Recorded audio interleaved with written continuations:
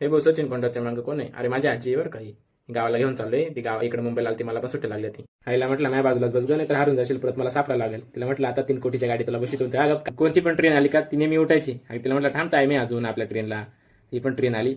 आता बघा आमची कसारा ट्रेन लागली, ती पण उठली. ही मला घेऊन चालली की मी तिला घेऊन चाललो, मला समजेना. मी माझ्या आजी होऊन बसले बघा. तिला म्हटलं बस विंडो सीटला, मग तिच्या बाजूला बसलो.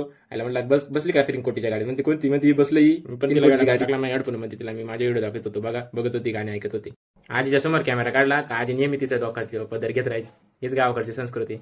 आईला फोटो काढायला घेतला का ती नेहमी रेडी व्हायला तयार राहायची. आता मस्त गावाकडचा निसर्ग दिसायला लागले. इकडे पाऊस खूप झालेला आहे वाटतं आणि गारगार हवा येत होती. मी विंडो सीटच्या जवळ मी इथं आता उतरलो कसाऱ्याला. नाही बघा मला बोलते तू आता माझ्या मागं मागं चल, तुला इकडे समेत म्हणलं आगा आगा आहे मी इकडे दर दिवस येतोय. सचिन कोंडाला चौकून टाकताय काय आता? जाम करते बाबा इकडे गाडी. आजी मागं बसली आणि मी ड्रायव्हर सीटला बसले, कारण खूप गर्दी होती. बघा किती गर्दी. तो काका बघा कसा, मी त्याच्या बाजूला. काकाला म्हटलं त्या माझ्याकडे चालवायला. मला एका जागेवर बसून